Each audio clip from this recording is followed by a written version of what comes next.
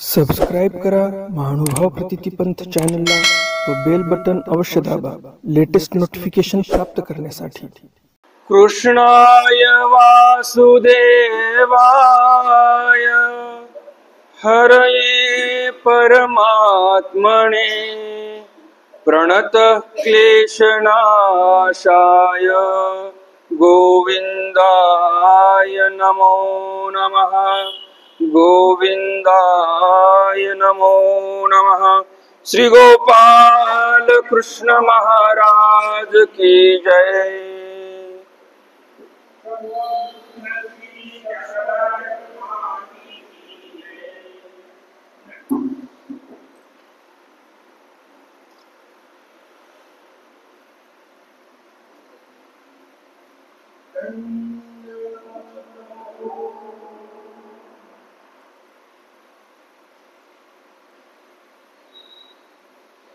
काल संध्याकाळच्या ज्ञान सत्रामध्ये आपण शेवटील काही ओव्या पाहिल्या। त्यामध्ये भगवान श्री कृष्ण महाराजांचा शृंगार कसा आहे या संदर्भामध्ये त्या ओव्या होत्या। त्याचबरोबर त्यांच्याकडे कोणते वाद्य होते, त्या वाद्याचं नाव काय होतं तेही काल आपण पाहिलं। आणि सर्वात महत्त्वाचं विशेषण जे आहे भगवंताला, की श्रीकृष्ण भगवंत हे मुरलीधर आहेत, तर त्या मुरलीचं नाव काय होतं हे आपण काल पाहिलं। काय होतं मुरलीचं नाव? जो पावा होता श्री गोपाल कृष्ण महाराजांचा त्याचं नाव काय होतं काल सांगितलं मी। कोणाला आठवते का? कोणतं रत्न बसवलेलं होतं त्या पाव्याला, की ज्या रत्नामुळे त्या पाव्याला ते नाव पडलं?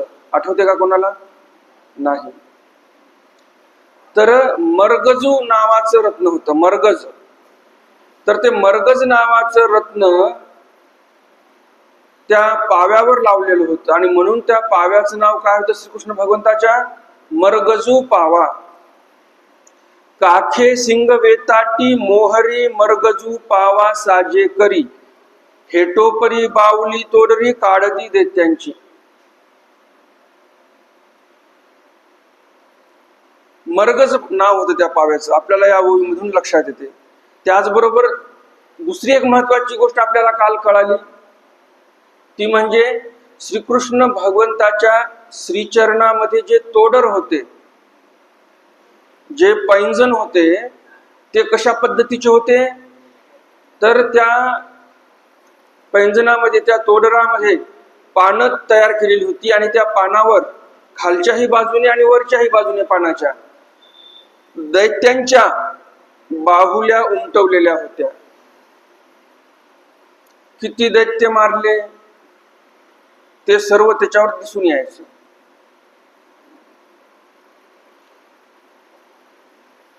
आणि पुढे सांगितलेलं आहे की यशोदा मातेला वाटलं की माझा कान्हा फारच सुंदर दिसतो आणि त्याला दृष्ट लागू नये म्हणून म्हशीची बाहुली लावलेली आहे ललाटावर, कपाळावर काजळाचा टीका लावलेला आहे।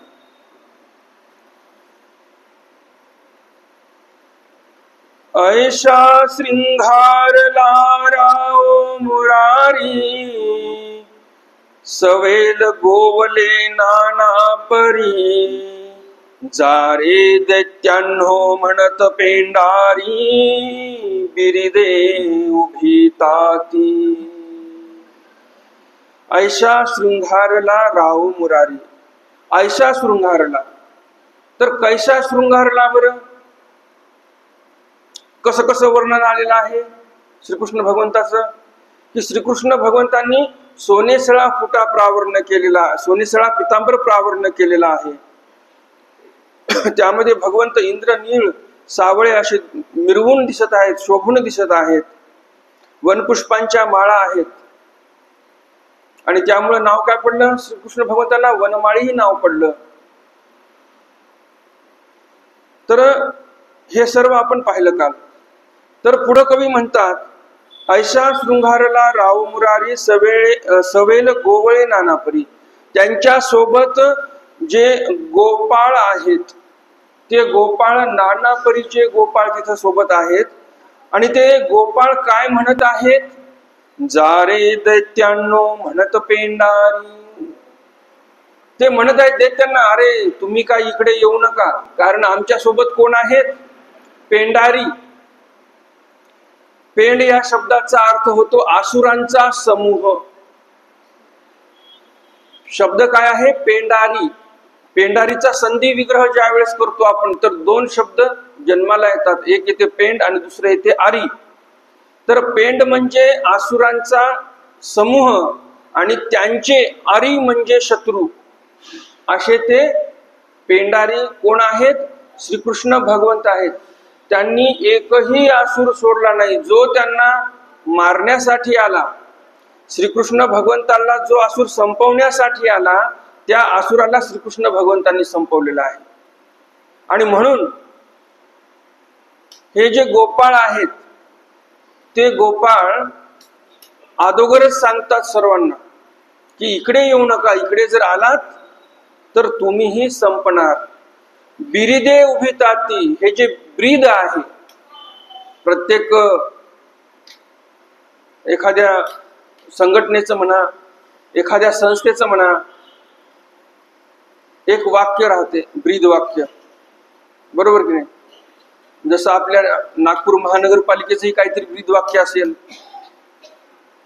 आणि जे काही दुसऱ्या संस्था असतात, जसं पोलीस आहेत, पोलिसांचं ब्रीद वाक्य काय आहे, सदरक्षणाय खलनिग्रहणाय. म्हणजे काय, सद म्हणजे जे चांगले आहेत, सद्विचारी, सत्पुरुष, सज्जन लोक, त्या सज्जनांचं रक्षण करणारे.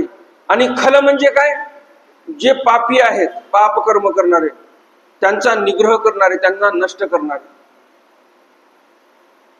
हे जसं ब्रीद वाक्य आहे, तसं श्रीकृष्ण महाराजांच्या ठिकाणी हे ब्रीद पडत आहेत.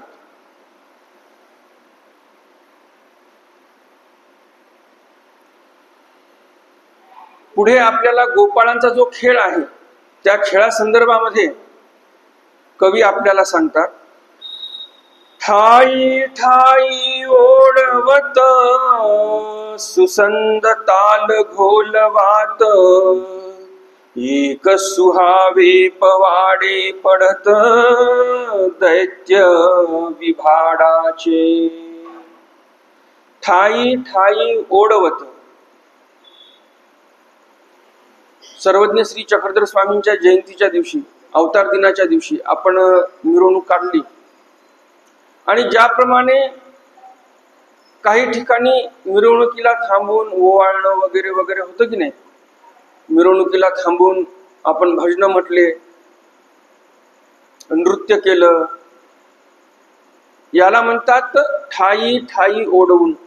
म्हणजे ठिकठिकाणी जशी पालखी थांबून आपण उत्सव साजरा केला, आनंद व्यक्त केला भजन म्हणून आणि नृत्य करून, त्याप्रमाणे इथे गोपाळ काय करत आहेत, श्रीकृष्ण भगवंत सोबत आहेत, निघालेले आहेत वासरं चारण्यासाठी, पण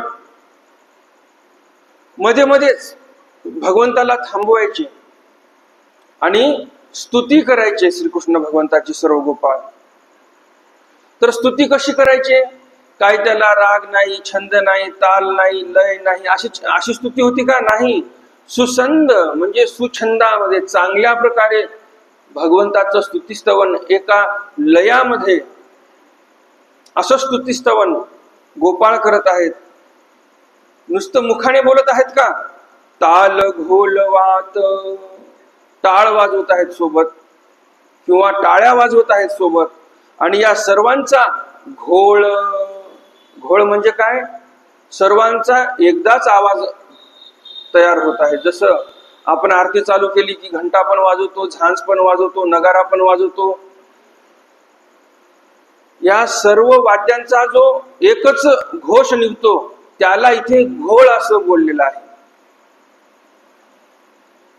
तर असं सुछंद घोळ म्हणजे काय, कर्कश घोळ आहे, घोष आहे त्यांचा तसं नाही, सुछंद तालामध्ये व्यवस्थित टाळ्या वाजवत आहेत, टाळ वाजवत आहेत. त्याचबरोबर या सर्वांचा एकदाच असा एकदम मोठा आवाज होत आहे की सर्वांना तो ऐकावासा वाटतो. एक सुहावे पवाडे पडत. ज्यावेळेस आपण भगवंताचं स्तुतिस्तवन करतो भक्तिभावाने, त्यावेळेस आपण भजन म्हणत असतो. ज्यावेळेस वीर रस आहे लीळेमध्ये, त्या लीळेवर पवाडे होत असतात. जे काही छत्रपती शिवरायांनी युद्ध केले त्यावर काय निघालेले आहेत? पवाडे निघालेले आहेत. छत्रपती शिवरायांच्या जीवनावर कधी भजने निघालेले आहेत का?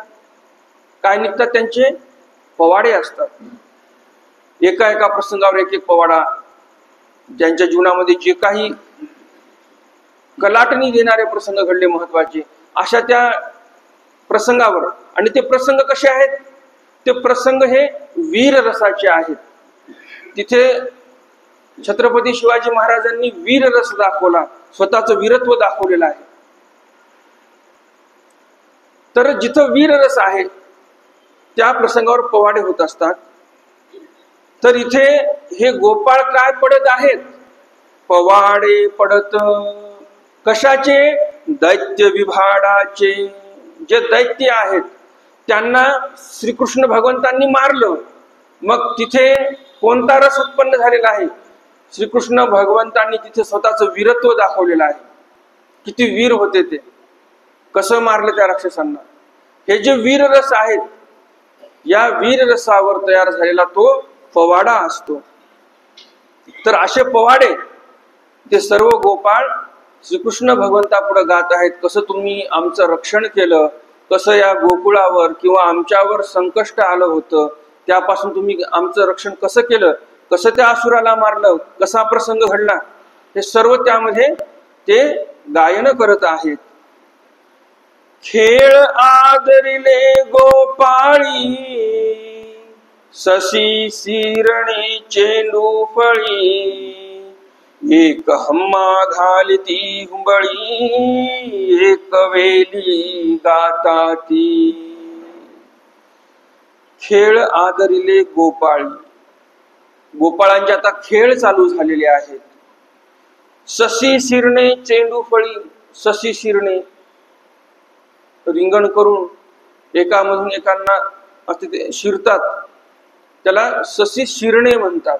एकाच्या मध्ये असे शिरायचं असते तर त्याला ससी शिरणे म्हणतात. किंवा मग चेंडू फळी. चेंडू फळी ही खेळत आहेत. किंवा मग एखाद्या दिवशी तिन्ही चारी खेळ खेळायचे, एखाद्या दिवशी एखादा खेळ खेळायचे. जसा प्रसंग असेल त्याप्रमाणे चालायचं. एखाद्या दिवशी वासरं फारच दूर निघून गेले तर मग ते वासरं जमा करण्यासाठी धावाधाव व्हायची. त्या दिवशी कसले आले खेळ, मग 4 खेळ खेळायचे ते 1 खेळ खेळत असतील. मग प्रसंग जसा असेल त्या प्रसंगानुसार श्रीकृष्ण भगवंतापुढं हे गोपाळ खेळ खेळायचे आणि श्रीकृष्ण भगवंतही त्यांच्यासोबत खेळ खेळायचे. एक हम्मा घालती हुंबळी म्हणजे हम्मा फुगडी ज्याला बोलतात, फुगडी खेळणे. श्रीकृष्ण भगवंतापुढे फुगडी खेळत आहेत गोपाळ. एक वेली गाताती. गायनाचा प्रकार. किंवा वेली धरुणी म्हणजे रांग धरून व्यवस्थितपणे तिथे गायन चालू आहे. आता जसं आपण सर्वजण इथे बसलो, आता हे जर आपण व्यवस्थित रांगेमध्ये बसलो किती छान वाटेल हे सभागृह, बरोबर की नाही? आता कसं होते, कोणी इकडं बसलेलं आहे, कोणी तिकडं, कोणी तिकडं, सगळं अस्तव्यस्त दिसते. नेटकेपणा काय दिसतो का? नाही. त्यामुळं काय करायचं, उद्यापासून सर्वजण असे रांगेत दिसले पाहिजे. पद्धतशीरपणा आपल्या या ग्रंथ वाचनाच्या कार्यक्रमामध्येही दिसला पाहिजे, बरोबर की नाही? भक्त इथे गोपाळ कसे नीटनेटकेपणाने सर्व व्यवस्थित करत आहेत. तर उद्यापासून काय करायचं आपल्याला? उद्या नाही, आज संध्याकाळच्या ज्ञान सत्रामध्ये व्यवस्थित रांगा धरून बसायचं, पद्धतशीरपणे. छान वाटलं पाहिजे. आणि हे मी सांगतोय म्हणून आताच्या पुरतं नाही, भविष्यामध्ये कोणाचेही कार्यक्रम घ्या, आपला नीटनेटकेपणा पुढच्या त्या व्यक्तीला, जे कोणी विद्वान पंडित येतील इथे तुम्हाला संबोधन करण्यासाठी, त्यांना पद्धतशीरपणा वाटला पाहिजे. त्यांनी हे नागपूरचं श्रीकृष्ण मंदिर विसरलं नाही पाहिजे की बा खरंच त्या श्रीकृष्ण मंदिरामध्ये जे वासनिक होते, जे उपदेशी होते, फारच पद्धतशीर होते. बरोबर की नाही? तर अशा पद्धतीने आपण थोडस वागलं पाहिजे व्यवस्थित. तर हे भगवंताच्या पुढं वेली धरून गायन करत आहेत. एक विहंगमाची करीती कुंजणे, एक वानरांची उत्पवणे, एक तगरांचे झुंजणे दावी ताती. एक विहंगमाची करीती कुंजणे. विहंगम म्हणजे काय? विहंगम हा शब्द जर हिंदीमध्ये आला तर वेगळा अर्थ आहे, मराठीमध्ये जर विहंगम शब्द आला तर त्याचा वेगळा अर्थ होतो. हिंदीमध्ये आता कसं आहे, आपण वाक्य तर उच्चारतो, कुठे फिरायला गेलो, कुठे गेलो, आपण काय म्हणतो, किती विहंगम दृश्य आहे. ज्यावेळेस विहंगम दृश्य हे दोन शब्द एका जागी एका ठिकाणी आले त्यावेळेस या शब्दाचा अर्थ बदलतो. मग हा हिंदीच्या अर्थाचा शब्द झाला. विहंगम दृश्य म्हणजे आपण एखाद्या हिल स्टेशनला गेलेलो आहोत आणि त्या पर्वताच्या टोकावर आहोत, वर माळाच्या, आणि तिथनं जो खाली आपल्याला एक दृश्य दिसते, पूर्ण फार मोठा प्रदेश दिसतो. एखाद्या टेकड्यावर जाऊन आपण ज्यावेळेस खाली बघतो त्यावेळेस जे दृश्य दिसते त्याला आपण विहंगम दृश्य असं बोलतो. पण इथे काय आहे? एक विहंगमाची करीती कुंजने. आता कसा अर्थ लावणार? इथे दृश्याचा अर्थच लावता येत नाही. मग अर्थ आहे काय नेमका? तर इथे कवी जे म्हणतात, आता हा ग्रंथ मराठीमध्ये आहे ना, मग मराठी अनुसार अर्थ लावावा लागणार आहे. आता बऱ्याच जणांना आपल्याला हे माहिती नसेल की विहंगम दृश्य म्हटल्यानंतर असा अर्थ होतो आणि हा शब्द हिंदी मधला आहे, हेही कदाचित तुम्हाला माहित नसेल. तर हिंदीमध्ये ज्यावेळेस शब्द आला त्यावेळेस मी सांगितल्याप्रमाणे तसा अर्थ होतो. पर्वतावर जाऊन खाली बघणे, जे दृश्य दिसते त्याला विहंगम दृश्य म्हणतात. पण इथे विहंगमाची करीती कुंजने शब्द आलेला आहे. तर इथे अर्थ कसा होणार? विहंगम म्हणजे पक्षी. ते पक्षी जसे कुंजणे करतात, म्हणजेच चिमण्या असतील तर चिवचिवाट करतात, कोकिळ असेल तर कुहू कुहू करते. बरोबर की नाही? प्रत्येक पक्षाचं कुंजणे हे वेगळं आहे. एक अनुस्वार जर कमी जास्त झाला तर किती अर्थ बदलून जातो बघा. आता कुंजणे म्हटलं तर व्यवस्थित अर्थ होतो. पक्ष्यांचं जे काही किलबिलाट आहे त्याला कुंजणे म्हणतात. आणि कुजणे जर असले तर कुवरचा अनुस्वार आपण काढून टाकला तर काय अर्थ होईल? कुजणे. विहंगमाचे कुजणे म्हणजे तो पक्षी मेला आणि तो कुजून गेला. एक टिंब जर इकडे तिकडे झाला तर अर्थाचा अनर्थ होऊन जात असतो. आणि आपण मग प्रिंटिंग मध्ये जे काही मिस्टेक्स होतात त्याच्याकडे तर आपण शब्दाच्या शब्द बदलून जातात, अक्षराचे मागं पुढं पुढचे मागे होतात. आता आजकालची नवीन पिढी तर बघतो आपण, चांगली शिकलेली आहे परंतु आशीर्वाद कसं लिहावा हे समजत नाही. आशीर्वाद वावर रफार पाहिजे तर काय करतात? शीवर रफार देतात. आरशीवाद. बऱ्याच गाड्यांवर बघतो आपण, ते रेडियमचं तयार करून आणतात नाव आणि ते लावतात. तर शिकलेले मुलं काय करायलेत आजकाल? त्यांना मराठी येत नाही बरोबर, आरशीवाद करतात, आशीर्वाद नाही. तर आपल्या मराठीचे 12 वाजवले आपणच मराठी माणसांनी. बरोबर की नाही? कोणता शब्द कशा कोण्या भाषेतला आहे किंवा आपण कुठला रफार कुठे लावतो, कुठला अनुस्वार कुठे लावतो हेही आपल्याला समजत नाही. तर विहंगमाची करती कुंजने, किती सुंदर अवसर असेल बरं. द्वापार युगातील हा जो अवसर चालू आहे आता, किती सुंदर असेल. गोपाळ निघालेले आहेत. श्रीकृष्ण भगवंताचं एकदम साजो शृंगार मातेने सुंदर केलेला आहे. गोपाळांना श्रीकृष्ण भगवंताला पाहून आनंद झालेला आहे. त्या आनंदाच्या भरामध्ये हे सर्व गोपाळ पवाडे बोलत आहेत भगवंता पुढे, टाळ्या वाजवत आहेत, सोबत जे काही वाद्य आहेत वाद्य वाजवत आहेत.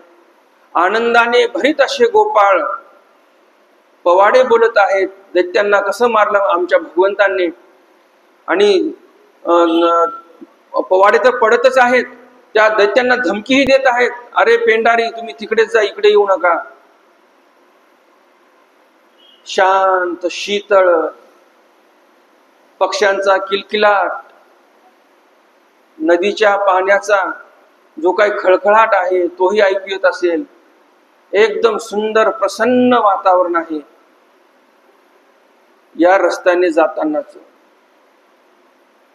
तर अशा प्रसन्न वातावरणामध्ये गोपाळांना जे सुचलं गोपाळांनी ते करणं चालू केलेलं आहे. काही गोपाळांना म्हटलं त्या पक्षाचा आवाज काढता येत होता.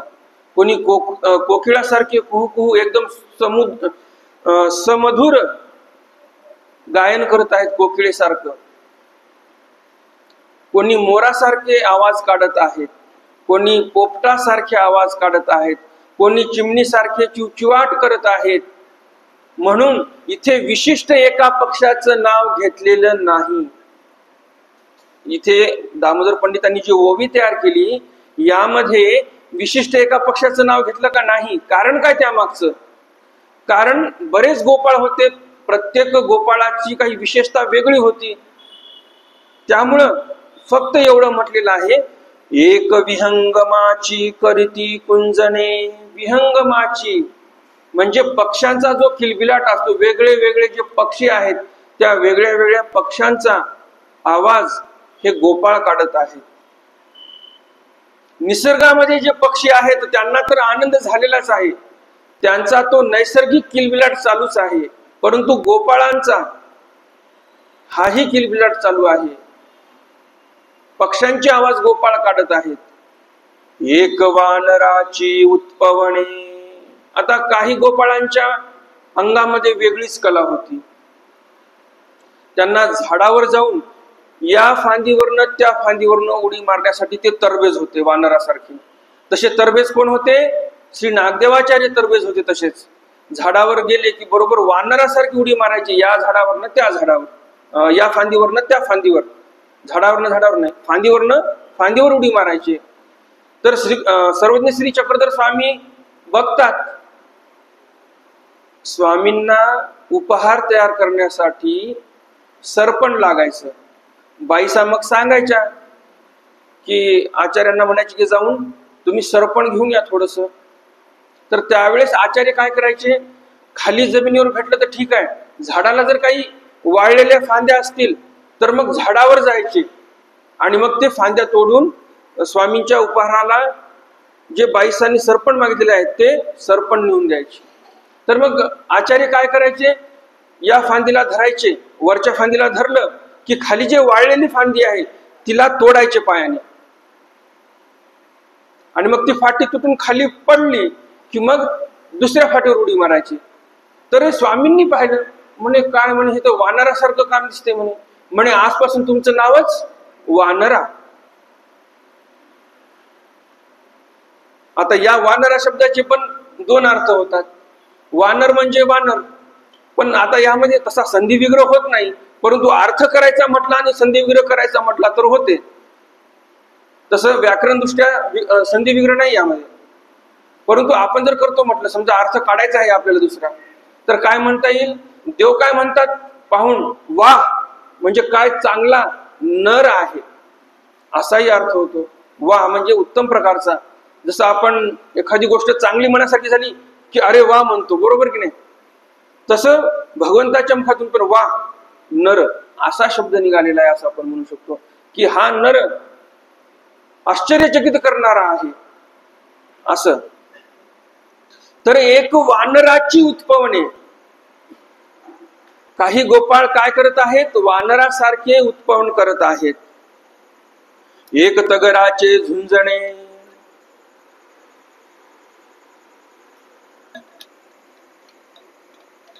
आणि काही गोपाळ काय करतात, तगर कशाला म्हणतात,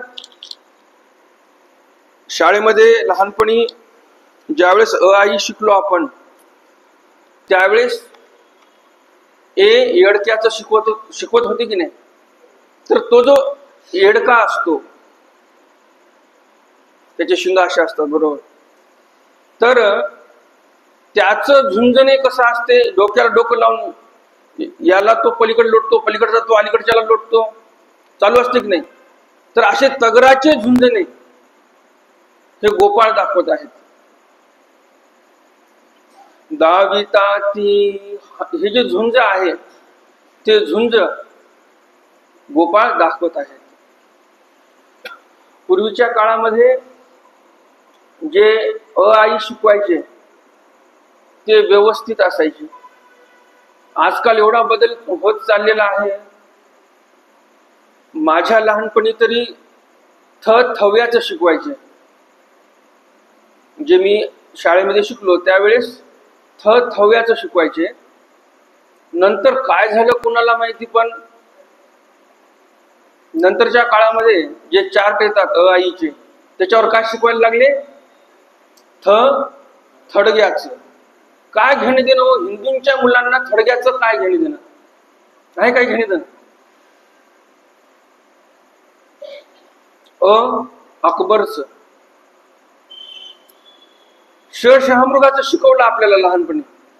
शिवाजीचं कधी शिकवलंय का, नाही शिकवलं. छत्रीचं शिकवलं, परंतु त्या छत्राच्या पुढे पती लावला असतं तर काय बिघडलं असतं. छत्रपती शिकवलं का, नाही शिकवलं.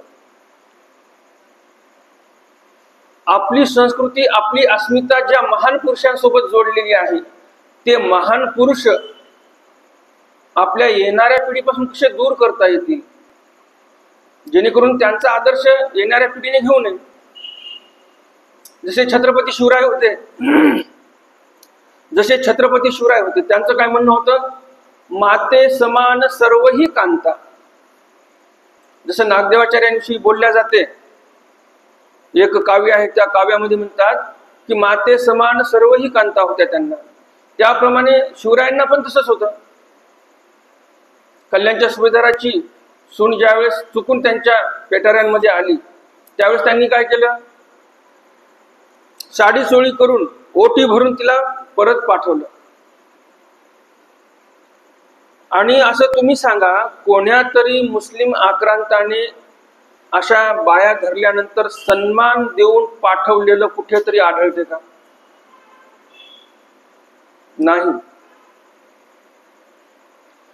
आपण पाहतो जिथे ज्या राज्यावर आक्रमण झालेली आहेत, जिथली पुरुष मंडळी संपली, तिथे जोहर झालेले आहेत, बरोबर की नाही.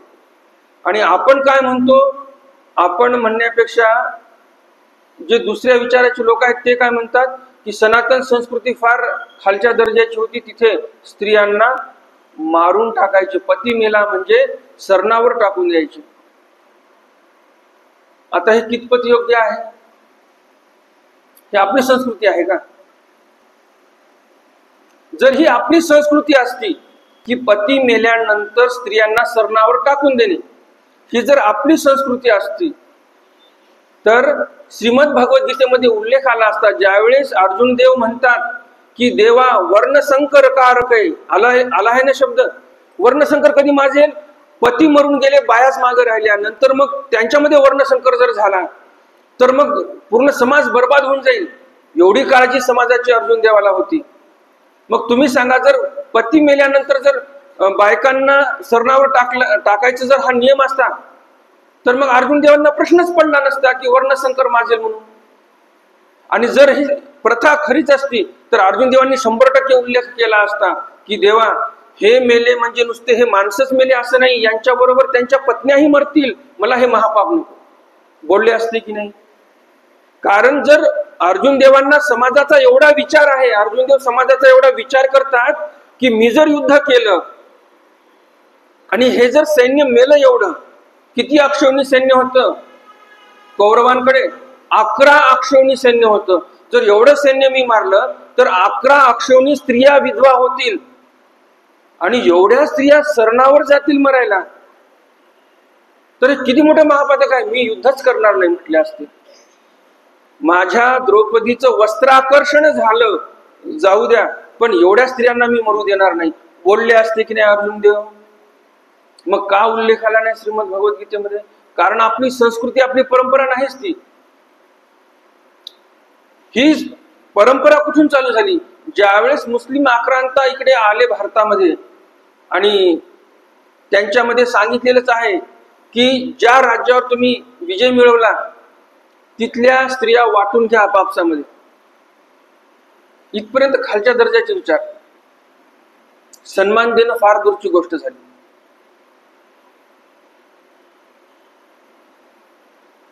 तर जे काही जोहर घडले ते कुठे घडले? जिथे जिथे मुस्लिम आक्रांतांनी आक्रमण केली तिथले राजे परास्त झाले.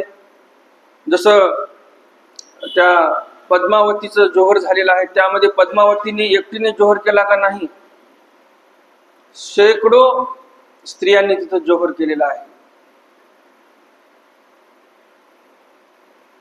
तर ह्या घटना घडल्या आणि घटना घडल्यानंतर भारतभर पसरल्या की हे मुस्लिम कसे अत्याचार करतात. त्यावेळेस सर्वांनी ठरवलं म्हणे अत्याचार सोसण्यापेक्षा मेलेलं चांगलं.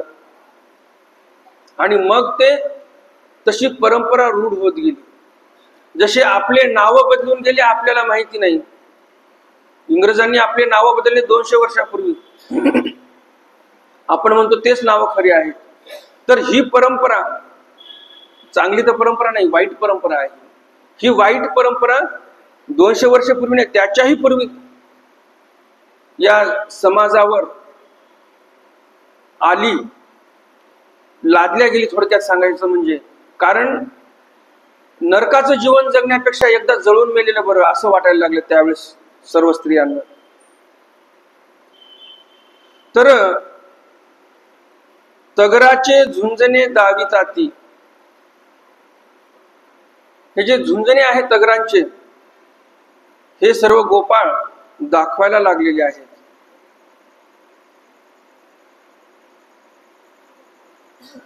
एक मयूर नृत्ये नाचती, एक राजहंसाची गती चालती, एक तितिरवावली धावती श्रीकृष्णा पुढे. एक मयूर नृत्य नाचती. मोर कसं नृत्य करत असतो त्या प्रकारे ते गोपाळ नाचत आहेत. म्हणजे ज्यांच्या अंगात जी कला आहे ती कला इथे ते गोपाळ दाखवण्याचा प्रयत्न करत आहेत. आपल्या अंगामध्ये जी कला असेल त्या कलेने आपण भगवंताची सेवा केली पाहिजे, हे आपल्याला या लीळेवरनं लक्षात येतं. आपल्याकडे जी काही कला असेल ती कला परमार्गाच्या उपयोगा कशी जाईल, भगवंताच्या उपयोगामध्ये कशी जाईल याचा विचार केला पाहिजे आणि त्या पद्धतीने आपण ती सेवा केली पाहिजे की आपल्याकडे असलेली कला ती चांगल्या उपयोगात गेली पाहिजे. त्या कलेपासून आपण तर कमाई करतच आहोत, परंतु ती कला भगवंताच्याही उपयोगामध्ये गेली पाहिजे, सेवेमध्ये गेली पाहिजे, हे आपल्याला या गोपाळांच्या या प्रसंगावरून लक्षात येते. तर एक गोपाळ जे आहेत ते मयूर नृत्य नाचती, ज्यांना नृत्य करता येते चांगल्या पद्धतीने ते तसं नृत्य करत आहेत. एक राजहंसाची गती चालती, काही राजहंसाच्या गतीने चालत आहेत. राजहंस ज्याप्रमाणे चालतात त्याप्रमाणे ते चालत आहेत. एक तितिरवावले धावती, तितिर नावाचा पक्षी कसा पटपट पटपट चालतो, त्याचं चालणं म्हणजे धावणं आहे की काय असं वाटते. तर त्या पद्धतीने हे गोपाळ चालत आहेत आणि भगवंतापुढे ते त्यांची कला दाखवत आहेत. ऐसे नानाविध खेळ खेळत देवरायासी रिझू उपजवीत पसाई दान मागत श्रीचरण सेवा. ऐसे नानाविध खेळ खेळत, अशा प्रकारे नानाविध खेळ खेळत, नानाविध आपल्या कला दाखवत देवरायासी रिझू उपजवीत. ह्या सर्व कला पाहिल्यानंतर भगवंताला तोष उत्पन्न होतो. भगवंतही या कलेला पाहून आनंदित होतात.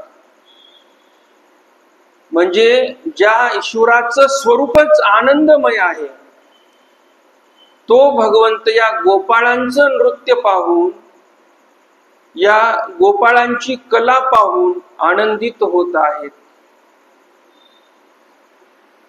आता या जीवाकडे तसं आहे तरी काय बरं, की या जीवाला पाहून परमेश्वराने खरंच आनंदित व्हावं. परंतु हे परमेश्वराचं माऊली पण आहे. ज्याप्रमाणे घरातील एखादं लहान लेकरू आहे, नेमकं बोलायला लागलेलं आहे, सुस्पष्ट त्याला बोलता येत नाही, असं जे लेकरू आहे ते कसं बोलते बरं? आई वडिलांना तोत्र तोत्र बोलते, बरोबर की नाही? मग आता आई वडील ते मुलगा तोत्रा बोलत आहे म्हणून त्याला काय म्हणतात का, अरे असं कसं काय बोलतोय तू, नीट बोल, त्याला काय दमदाटी करतात का? नाही. आई वडील आनंदित होतात. एवढंच नाही, तो मुलगा जसा तोत्रा बोलत आहे तसं आई वडील तोत्र बोलतात. हे कशाचं द्योतक आहे? हे आनंद व्यक्त करण्याचं द्योतक आहे, की आई वडिलांना आनंद होत आहे त्याचं बोलणं ऐकून, बरोबर की नाही? तसं हे जे जीव आहेत, शौच, दीन, रंक, यांच्याकडे काही नाही देवाला देण्यासाठी, तरी पण भगवंत या गोपाळांची आवडी बघून, त्यांच्या कला जशा असतील तशा त्या कला बघून तोषाते पावत आहेत, संतोषित मन होत आहे, आनंदित मन होत आहे भगवंताचे इथे. तर याला माऊलीपणा म्हणतात, खरा माऊलीपणा, की जे भगवंत परमानंद घेतात. त्यांचं स्वरूपच कसं आहे? आनंदमय स्वरूप आहे.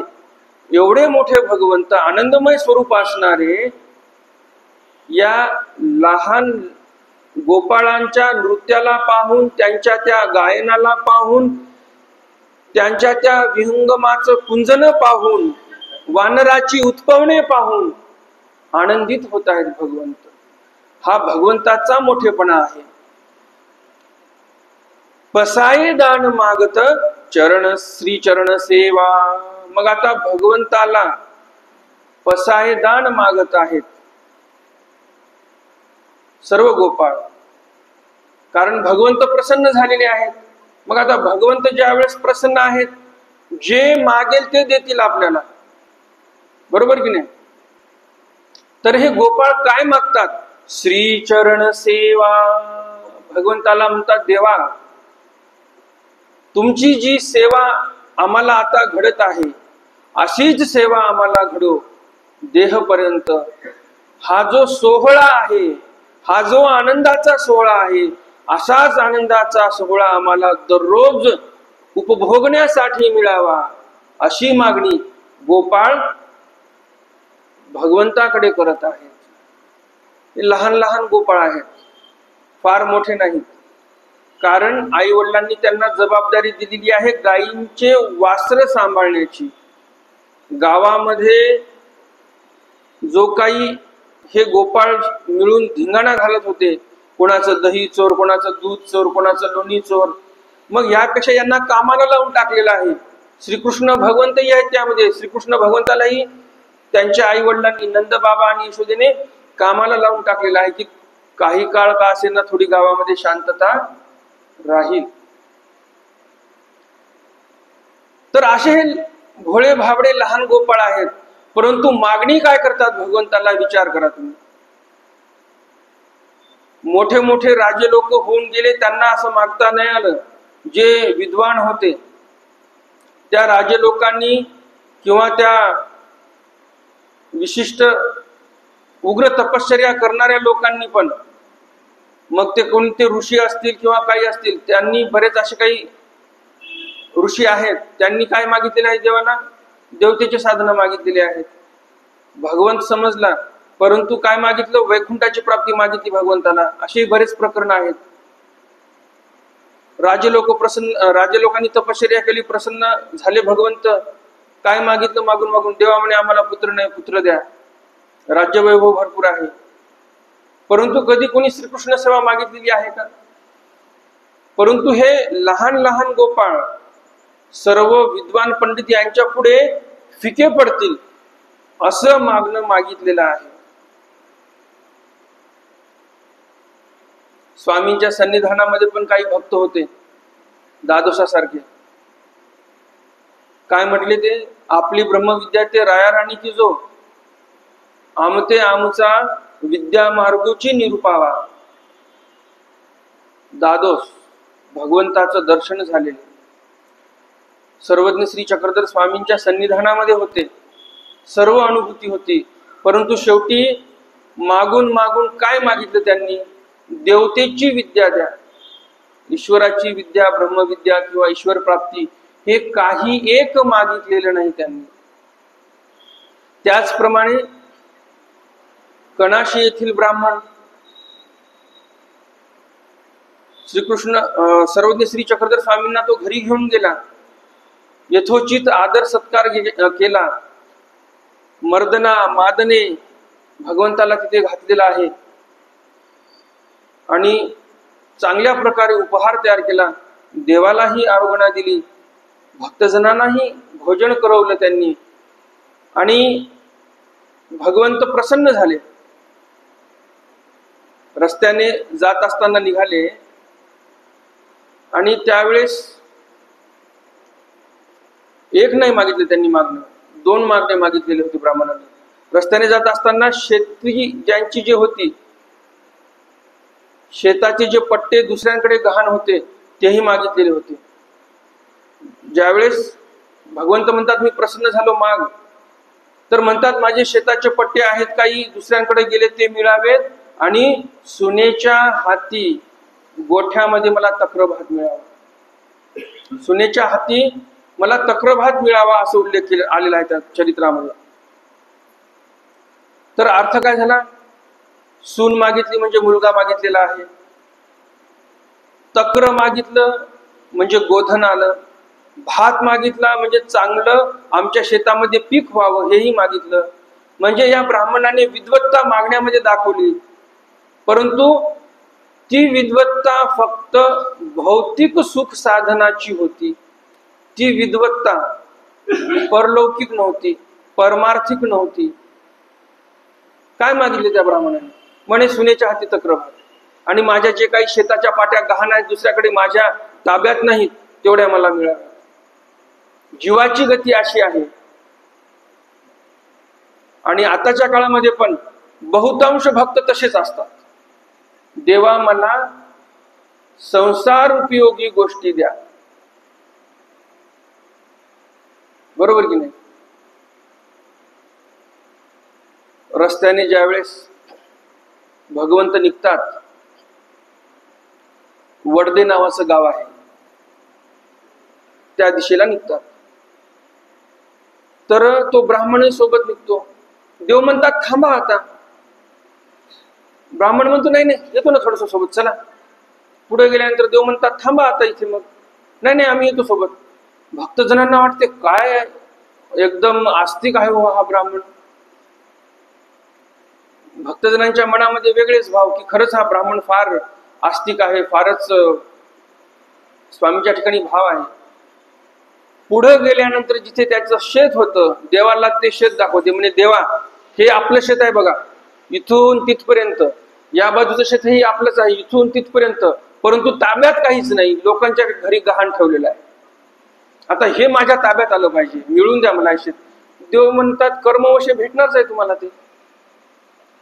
एकदा शेत दाखवलं, देवा दंडवत, जातो घरी. आता काम संपलं, देवा तुम्ही तिकडं आम्ही इकडं. अशी गती जीवाची आहे.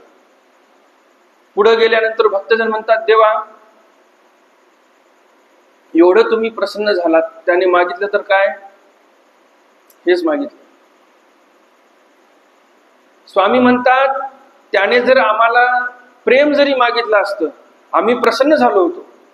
त्यांनी ईश्वर प्राप्ती जरी मागितली असती तरी आम्ही त्यांना त्यावेळेस आम्ही देऊन टाकलं असतं. जसं भटोबासांना पुढाकार दिला, पुढच्या जन्मात होऊन जाईल तुम्हाला प्रेम, ज्यावेळेस तुमचा पुनर्जन्म होईल त्यावेळेस आम्ही तुम्हाला देऊ. तसं यालाही पुढाकार दिला असता, परंतु याने तशी मागणी केली नाही. आणि त्यावेळेस मग स्वामींनी तिथे एक दृष्टांत सांगितलेला आहे. कोणाचा दृष्टांत सांगितला? वेवाचा. तो दृष्टांत कसा आहे? एक कपडे विणणारा असतो. तो कपडे विणण्याची जी मशीन असते त्यामध्ये एक लांब असं लाकूड लागत असते. महत्वाचं काम असते त्या लाकडाचं. आणि त्याच्या त्या हातमागाचं ते लाकूड मोडलेलं होतं. मग तो वेव आणण्यासाठी गेला. वेव आणण्यासाठी गेला बाजारामध्ये. आणि बाजारामध्ये गेल्यानंतर पाहतो तर काय, बाजाराची वेळच झालेली नव्हती.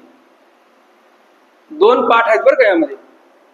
एका पाठामध्ये सांगितलेलं आहे बाजाराची वेळ झालेली नव्हती, बाजार व्यवस्थित भरलेला नव्हता, म्हणून त्याने काय केलं, थोडस बाजूला गेला, एका शेतामध्ये झाडाखाली विश्रांती घेतली, झोपी गेला तो. आणि दुसरा पाठ काय म्हणतो की बाजार तर भरलेला होता, पूर्ण बाजार त्याने शोधला, मनासारखं त्याला काय वेव भेटलं नाही. म्हणजे ते जे लाकूड होतं त्याला पाहिजे तसं त्याला काय भेटलं नाही, नजरच भरलं नाही. म्हणजे हे लाकड काही कामाचे नाही, आता जर नेलं तर काही महिन्यानंतर पुन्हा मला इथे यावं लागेल, कमकुवत लाकड आहे ते. हा जो वेव आहे हे कमकुवत आहे, मनासारखा वेव भेटला नाही. म्हणून झाडाखाली जाऊन तो झोपी गेला. आणि सहज झाडाकडे पाहिला असं वर, याला जसं एकदम सरळ आणि मजबूत लाकूड पाहिजे होतं, बरोबर तशी त्याला फांदी दिसली मजबूत अशी. अरे म्हणे याचं तर बर्वे वेव होईल, ही फांदी पाहिजे आपल्याला. मनामध्ये उल्लेख झाला आणि ती फांदी खाली पडली. त्याच्या अंगावर नाही पडली बरं का, नाही तर जागीच मरून जायचं.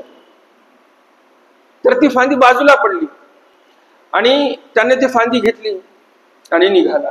आता यामध्ये पण पाठभेद आहे अजून. ती फांदी पडली आणि मग तो वृक्ष जो आहे तो बोलायला लागला.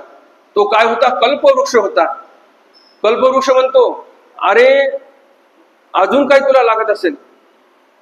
अरे साळ्या, अजून काही माग, मी कल्पवृक्ष गा, तू मागशील ते मी देशी, तू जे मागशील ते मी देणार. आता बघा किती मोठा अवसर आलेला आहे त्याच्या जीवनामध्ये. त्याला जे पाहिजे ते मिळणार होतं. त्याने काय मागितलं? मोडिये तोडिये आणि वेवची दे. म्हणे हे आपल्या त्या हातमागाला बसवताना काही कमी जास्त झालं, मोडलं, तुटलं, काही झालं तर एक स्टेफनी म्हणून एक जास्तीचं एक वेवच देऊन टाक मला. आता काय म्हणावं याच्या बुद्धीला? मग त्या कल्पवृक्षाने काय केलं? एक वेव देऊन टाकलं. त्याने 2 वेव खांद्यावर टाकले आणि निघाला घराकडे. म्हणून देव म्हणतात, बाई यासी झाली साळ्याची परी. बरोबर की नाही? मग बाईसा म्हणतात जी जी कशी, त्यावर मग हा दृष्टांत सांगतात देव. तशी गत हसू नका, आपण त्यातलेच आहोत. बरोबर की नाही? आपण देवाला काय मागतो? आपलं आयुष्य ते मागण्यामध्येच गेले ना. हा तिराईत माणूस कोणी नाही. हा जो साळी आहे हा तिराईत म्हणजे दुसरं कोण नाही, आपणच आहोत. आपण जन्मोजन्मी, बरोबर की नाही, जन्मोजन्मी हेच काम केलेले आहे.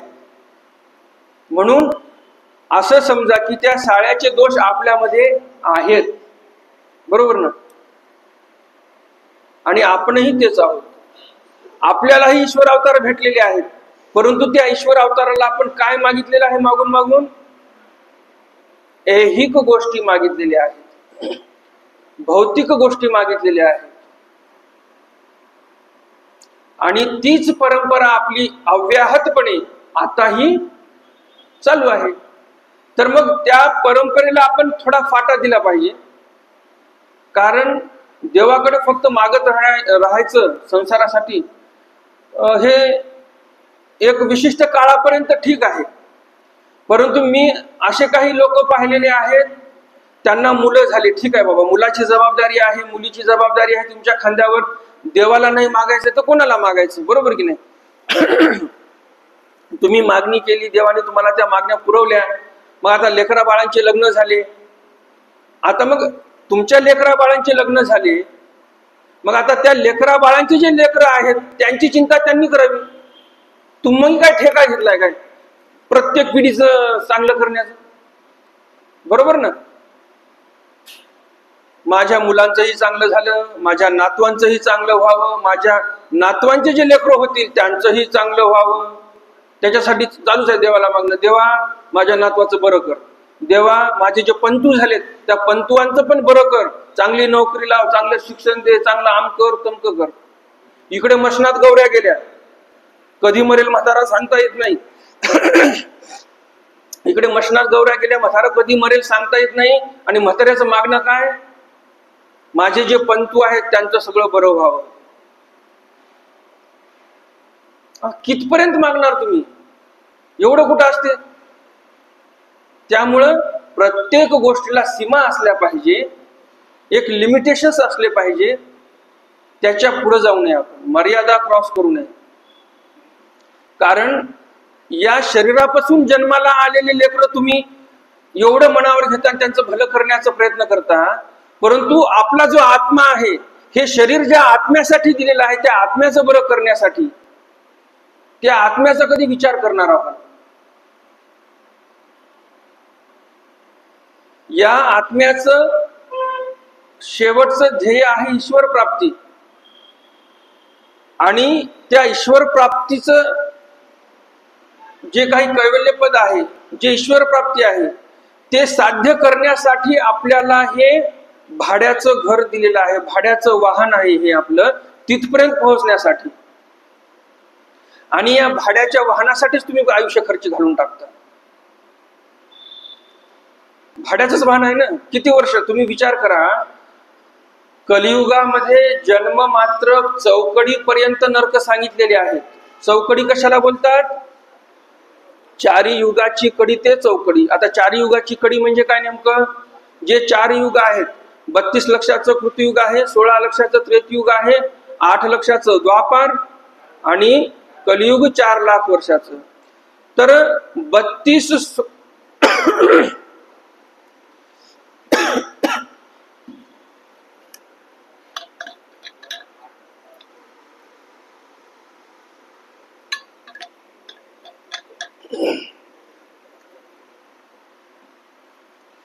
तर 32, 16, 8 आणि 4 यांची जर बेरीज केली तर येते 60. 60 काय? 60 लक्ष, 60 लाख वर्ष नरक भोगावे लागतात कर्मभूमीमध्ये. जर कलियुगामध्ये जन्माला आलो आपण तर शिक्का लागला इथं आपल्याला. कशाचा? 60 लाख वर्ष नरक भोगावे लागणार. जसं टोल नाक्यावर गेला म्हणजे टोल कटतो की नाही, एका क्षणासाठी पास करतो आपण, तसं एखादा जीव एका क्षणासाठी इथं कर्मभूमीमध्ये आला कलियुगामध्ये, शिक्का लगेच बसला, लगेच तिकडं तिकट कटलं 60 लाख वर्षाचं की तुम्हाला आता नरक भोगावे लागणार. मग तुम्ही विचार करा, 60 लाख वर्षाचं तर नरक भोगायचं आहे आपल्याला, त्याच्या तुलनेने आपण जे काही आता 60-70 वर्ष गोळ्या खाऊ खाऊ इन्सुलिनचे इंजेक्शन घेऊ घेऊ जगत आहोत, या 60 वर्षाचं एक कालावधी किती नगण्य आहे. 60 लाख वर्ष एकीकडे आणि 60 वर्ष एकीकडे, किती मोठी तफावत आहे. आणि या 60 वर्षामध्ये या 60 लाख वर्षाचं कलियुगापासून मुक्ती व्हावी, हे रौरवाचे नरक 12 हे तर वेगळे राहिले बरं का. जडत्वाचे नरक हे वेगळे राहिले. हे 60 लाख वर्षाचं हे जे चौकडीचे नरक आहे हे तर वेगळंच आहे. तर आपण हे 60 वर्षे जे आहेत, या 60 वर्षामध्ये आपण याचाही विचार केला पाहिजे ना, की एवढं भोगायचं आहे आपल्याला.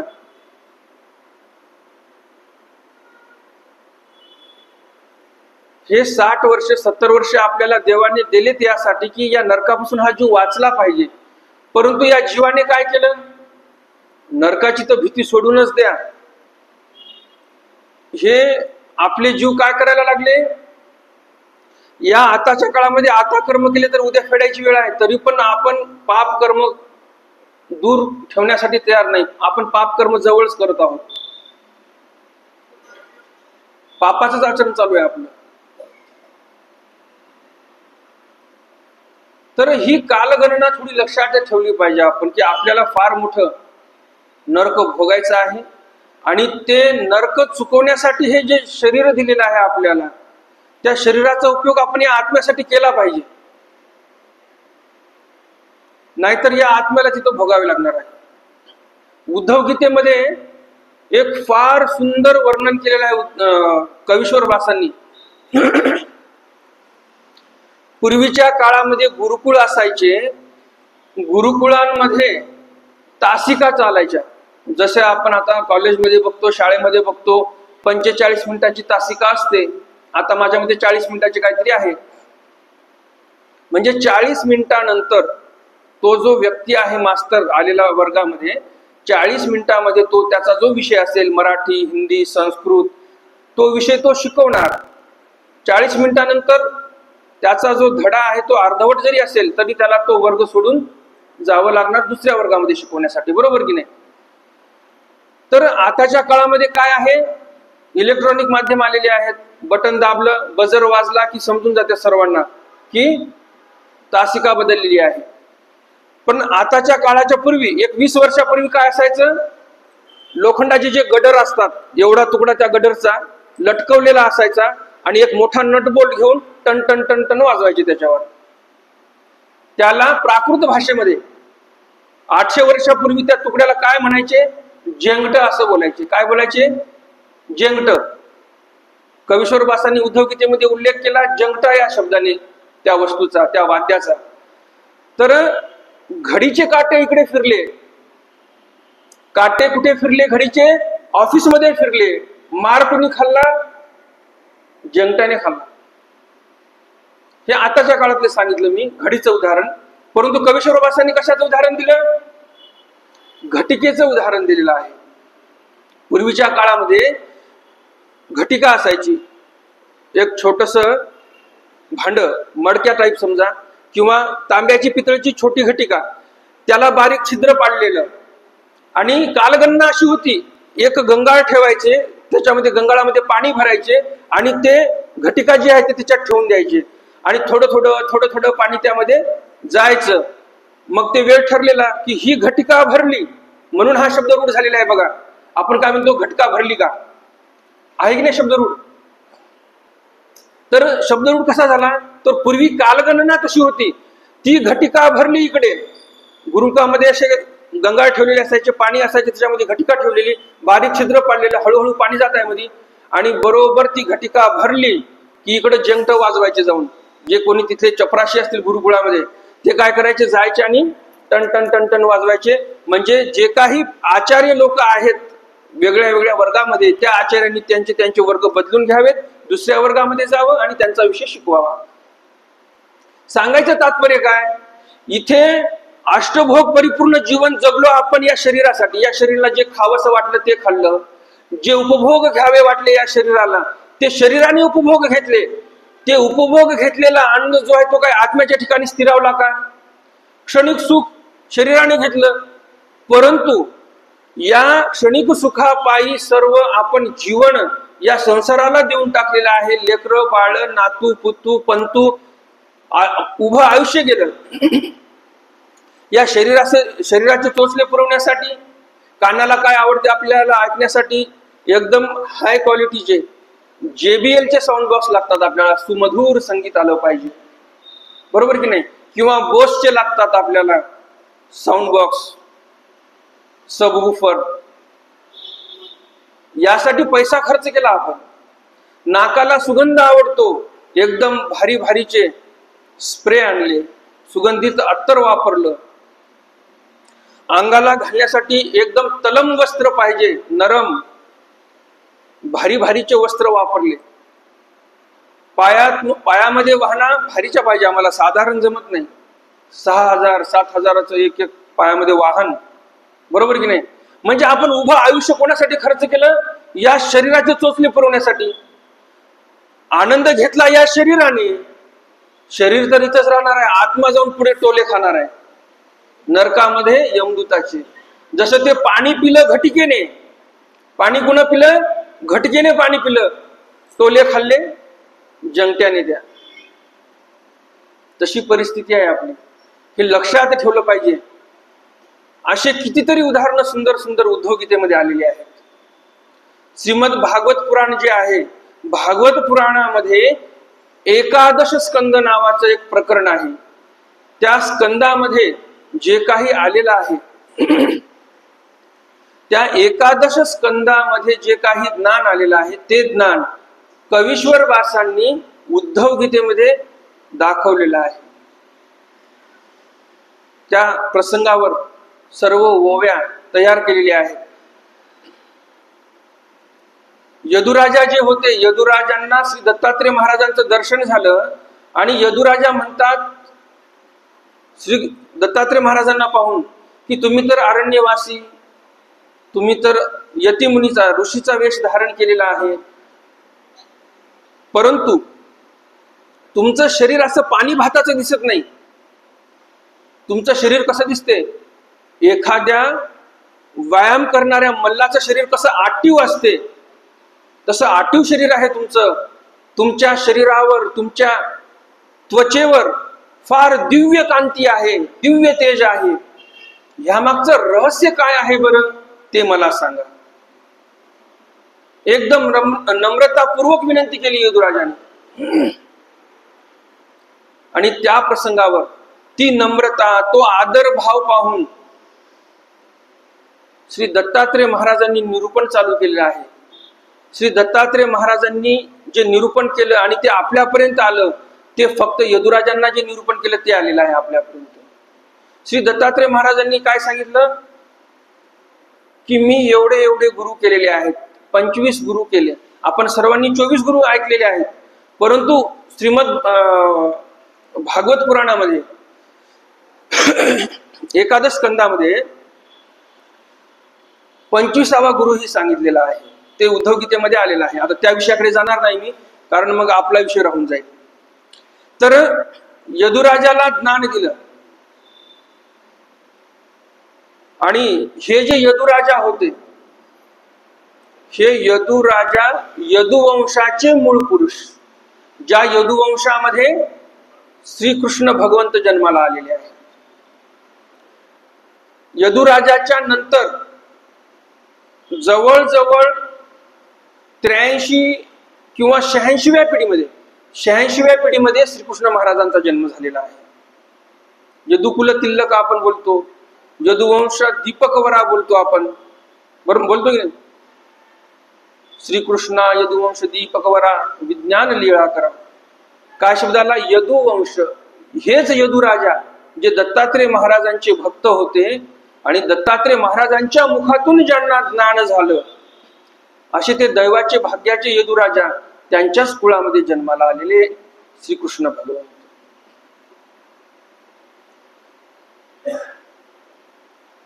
जन्माला आपल्या कुळामध्ये पुढं कोण येईल ते आपल्यावर अवलंबून असते. शुद्ध बीजापोटी फळे रसाळ गोमटी, हे प्रपंचावर लागू होते. जर शुद्ध बीज असेल, आध्यात्मिक असेल आपण, तर तुमच्या पोटी बीजही, तुमच्या पोटी फळही तसेच निर्माण होणार, तसेच लेकरं तुमच्या घरी जन्माला येणार. नाहीतर जसं आपण बघतो, अभिमन्यूने जे चक्रव्यूह आहे ते तोडण्याचं कुठे शिकलं? गर्भामध्ये शिकलेलं आहे. आणि ज्यावेळेस हे याने शिकलं अभिमन्यूने, त्यावेळेस तर त्यांची माता निद्रेमध्ये होती. बरोबर की नाही? ऐकलं यांनी. ह्या लीळा आहेत भगवंताच्या. जसे गर्भामध्ये संस्कार होतात, द्वापरयुगामध्ये झाले, तसे आताही होतात. ज्याप्रमाणे मी तुम्हाला सांगितलं की शरीरावर ज्या ज्या गोष्टीने परिणाम होतात ते सर्व आपला आहार आहे, यापूर्वी आपला विषय झालेला आहे. कानाने भजन ऐकले, आपल्या शरीरावर परिणाम, मनावर परिणाम, बुद्धीवर परिणाम वेगळे होणार, चांगले परिणाम होणार ते, बरोबर की नाही? आणि हेच जर पॉप सॉन्ग ऐकलं, आताच जे पूर्ण डीजे वगैरे रॅप वगैरे चालतात तसे जर ऐकले, मनावर बुद्धीवर काय परिणाम होणार? वेगळे परिणाम होणार, वाईट परिणाम होणार. तर ज्यावेळेस एखादा गर्भ आहे त्यावेळेस आपण जर देवाचे भजन नाही ऐकले, सध्या बघा तुम्ही मोबाईलवर लहान लहान लेकरं खेळायला लागलेले आहेत, म्हणजे बोलायला लागले लवकर, नाचायला लागले लवकर, तर परिणाम कशाचे आहेत? मात्या पित्याची आवडी त्या गोष्टींमध्ये होती. ज्यावेळेस गर्भामध्ये बाळ होतं त्यावेळेस पण यांचं तेच काम चालू होतं. टीव्हीवर काय नाच गाणी बघणे, कोणते ते डान्स कॉम्पिटिशन असतात, गायनाचे कॉम्पिटिशन असतात, किंवा मग ते सिरियल चालतात वेगळ्या वेगळ्या ऍक्टिंगचे वगैरे वगैरे, तेच बघत आहेत. मग आता जसं आहार आपण घेतला, जसे कानाचा आहार तुम्हाला सांगितलं, आता डोळ्याने आहार तुम्ही नीट घेतलाच नाही, हा पण आहारच आहे ना. डोळ्याने आहार तुम्ही चांगला घेतला नाही, देवाचे भजन पाहिले नाही, भजन कानाने ऐकले नाही, मग आता ते लेकरं कसे चांगले होणार? उद्या तुम्हाला लेकरं काय म्हणतील? निघा बाहेर. रेमंड्सचा मालिक सिंघानिया, परिस्थिती काय आहे चेक करा गुगलवर. आज रेमंडचा कपडा तयार करणारा जो सिंघानिया होता, त्याने ते कंपनी तेवढी मोठी स्थापन केली, अरबो रुपये नाही खरबो रुपयाचा मालक आहे तो. परंतु त्यांच्या जवानीमध्ये त्यांनी काही चांगले कर्म केलेच नाही. पैसा खूप होता, मग आयाशच केले असतील, त्याच्यामुळे पोटी मुलगा असा जन्माला आला. त्या मुलाने एवढा खरबपती असणारा तो सिंघानिया, मुलाने त्याला घराच्या बाहेर काढलं, मुंबईमध्ये भाड्याच्या घरात राहत आहे आता. रेमंड कंपनीचं नाव तर ऐकून असाल. कपडा किती महाग असतो. मग आता तुम्ही सांगा त्या कंपनीचा मालक किती श्रीमंत असेल.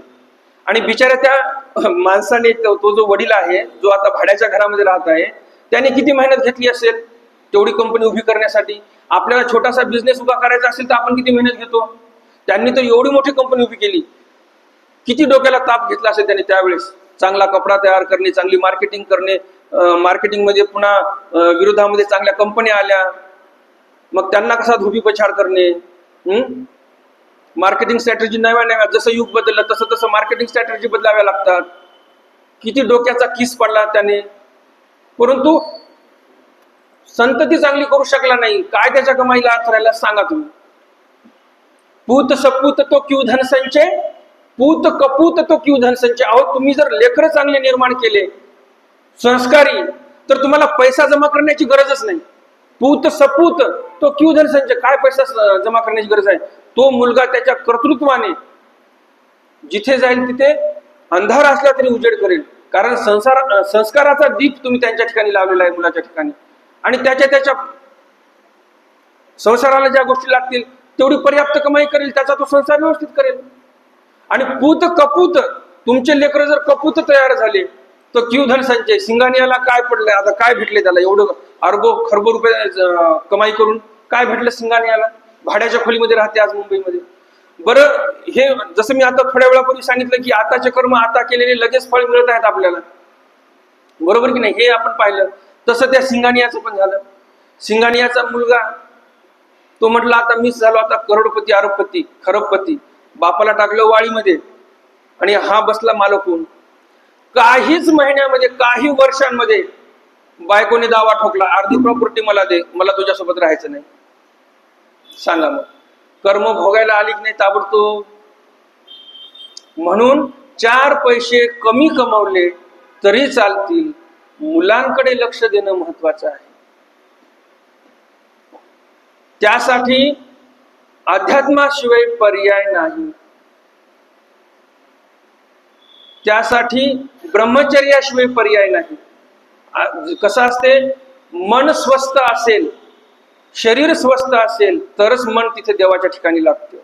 आणि मन सदृढ ठेवायचं असेल, शरीर चांगलं ठेवायचं असेल तर सर्वात महत्वाचा उपाय म्हणजे ब्रह्मचर्य.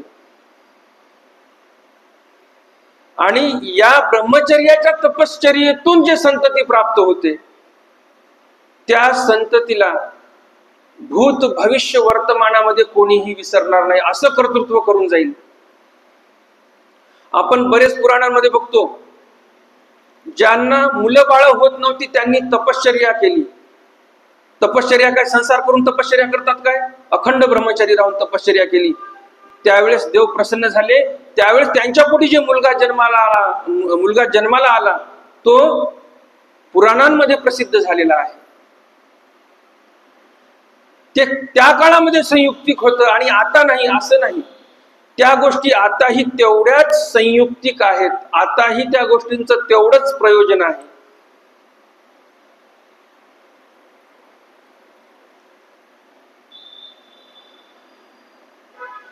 मग आता या गोपाळांनी तर श्रीचरण सेवा मागितलेली आहे. मग आता आपण काय मागितलेलं, परमेश्वराला मागणी केली पाहिजे.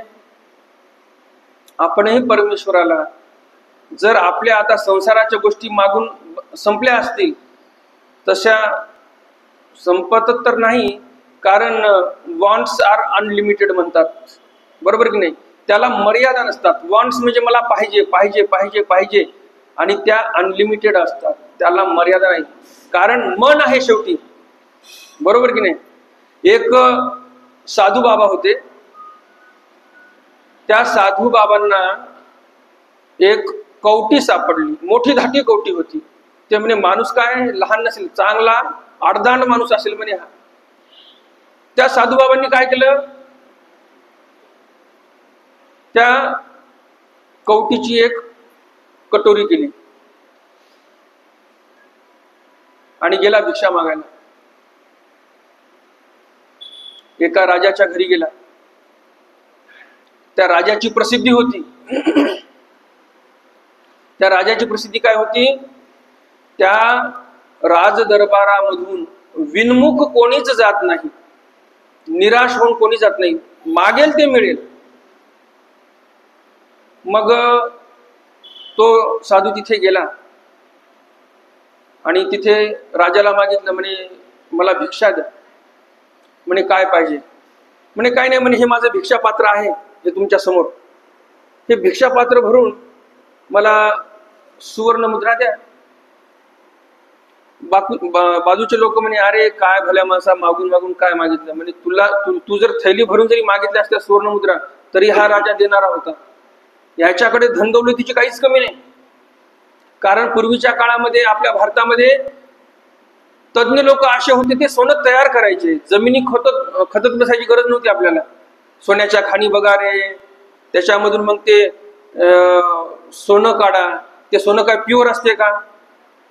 इम्प्युअर असते. त्याला प्युअर करावं लागते. मग त्याला ते शुद्ध करण्यासाठी त्या भट्टीमध्ये टाका, त्याच्यातले ते काही बाकीचे द्रव्य जाळा, नंतर सोनं तयार करा. हे अशा भानगडी नव्हत्या. लीळा चरित्रामध्ये पण स्वामींनी उल्लेख केला. देव म्हटले चला म्हणे आज तुम्हाला सोनं कसं तयार करून दाखवायचं, सोनं कसं तयार करायचं असते हे तुम्हाला दाखवतो. त्यावेळेस भक्तजन म्हणे वा वा म्हणे, हे तर चांगलं शिकायला मिळत आहे आपल्याला. सोनं तयार कसं करायचं देव सांगतील, चला म्हणे सांगा आम्हाला कसं आहे. मग देवाने सांगितलं आमच्या ठिकाणी असं असं एक रोप निघालेला आहे, ते रोप घेऊन या. नंतर देवाने विचार केला, म्हणे आता जर या भक्तजनांना सोनं तयार कसं करायचं सांगितलं, उद्या हे सोनंच तयार करतील, देव धर्म देतील सोडून, अष्टभोग परिपूर्ण जीवन जगतील, हे काय जमणार नाही. म्हणे आपलं जे उद्धरणाचं कार्य आहे ते इथंच थांबून जाईल. देव म्हणे तुम्हाला मी पांढरी काडी पण करून दाखवली असती आणि पिवळी काडी पण करून दाखवली असती. म्हणजे काय, पांढरी काडी म्हणजे चांदी आणि पिवळी काडी म्हणजे सोनं, हे दोन्ही दाखवलं असतं. पण म्हणे तुम्ही धर्मापासून जाल, म्हणे तुम्हाला आता काय दाखवणार नाही. एवढंच नाही तर गोरक्षाने एका पर्वतावर जाऊन लघुशंका केली होती, अख्खा पर्वत सोन्याचा केला होता.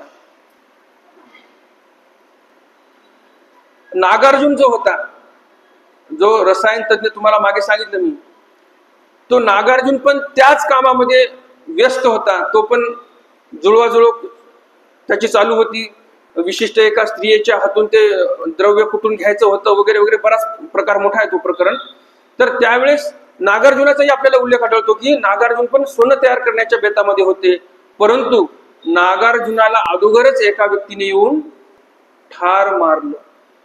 असं म्हणतात की विक्रमादित्याने मारलं. तर सांगायचं तात्पर्य एवढंच, सोन्याची काही कमी नव्हती आपल्या भारतामध्ये. तर राज्य दरबारातील सोबतचे ते लोक म्हणतात, अरे म्हणे भल्या माणसा काय मागून मागून मागितलं तू, एक पात्रभर सोन्याच्या मुद्रा, चल जाऊ दे म्हणे. राजा म्हणे आणणारे म्हणे थैली भरून सोनं टाका म्हणे यांच्या पात्रामध्ये. पात्रामध्ये जसं टाकलं सुवर्ण मुद्रा गायब. अरे असं कसं काय झालं? राजा म्हणे आणा अजून दुसऱ्या सुवर्ण मुद्रा आणल्या, सर्व गायब, सर्व भंडार संपलं त्याचं. राजा म्हणला हे असं कसं पात्र आहे? त्यावेळेस त्या साधूबाबांनी सांगितलं, हे पात्र म्हणजे एका माणसाच्या कवटीपासून बनवलेलं पात्र आहे आणि माणसाच्या इच्छा आकांक्षा कधी संपतच नाहीत, त्याचं हे द्योतक आहे. Wants are unlimited. म्हणे या माणसाची हाव कधी संपणार नाही, मेलं तरी या कवटीची हाव संपायला तयार नाही म्हणे. असे काही माणसं असतात त्यांची हाव मेल्यानंतरही संपत नाही. म्हणून आपण आपली हाव आवरली पाहिजे. आपल्या इच्छा भरपूर काही असतात, त्या इच्छा पण आवरल्या पाहिजे आपण.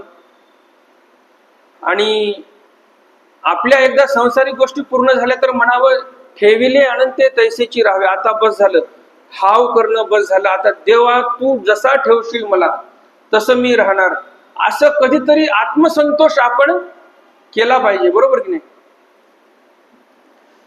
तर हा आत्मसंतोष भगवंत कोणाला देत आहेत?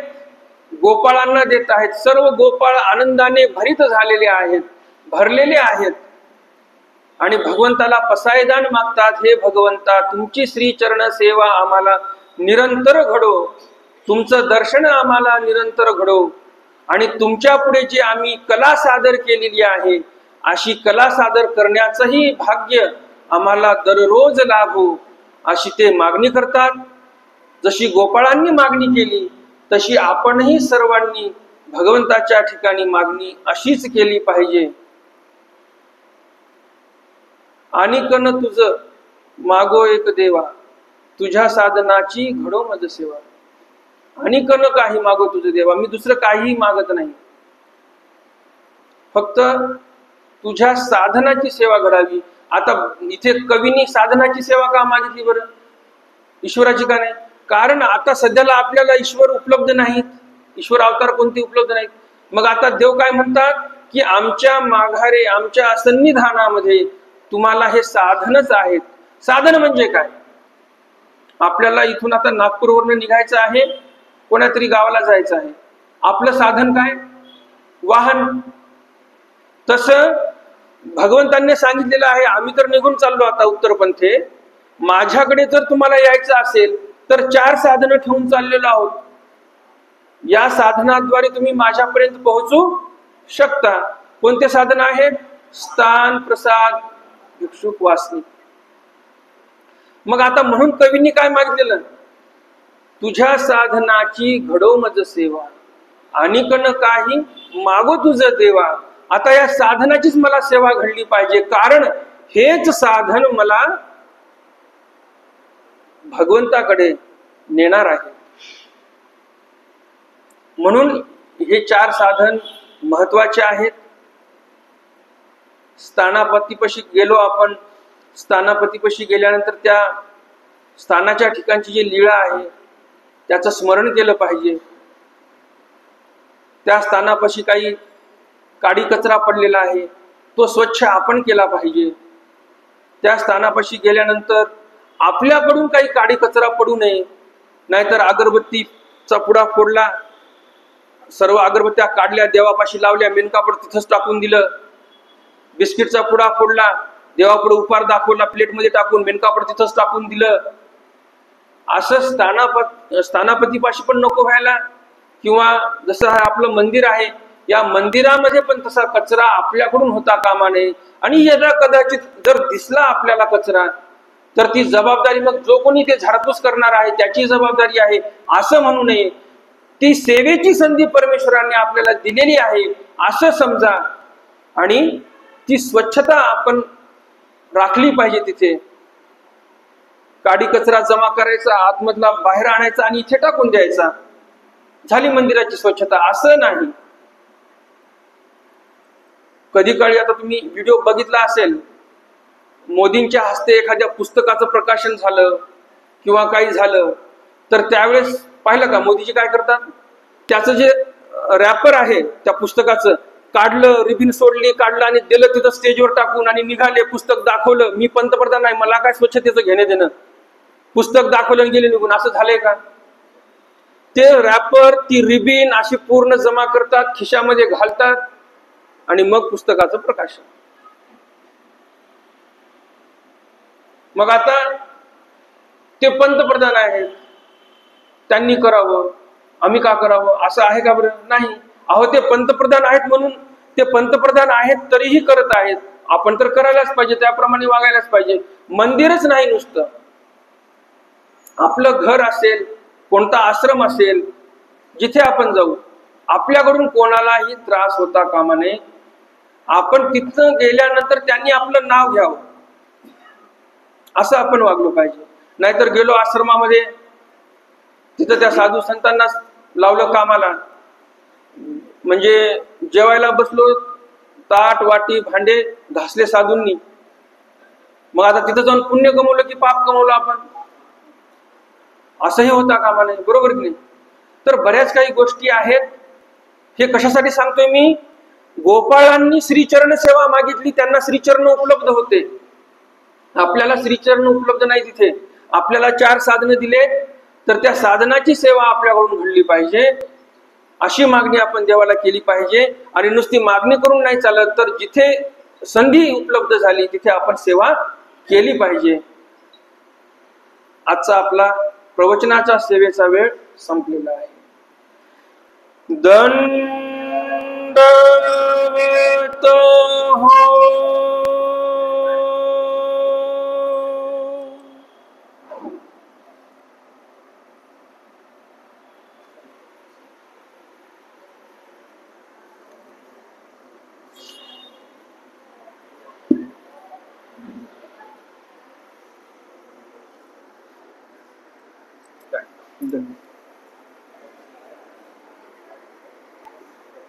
दंड. बाबा उद्याला घरी पारायण करायचं,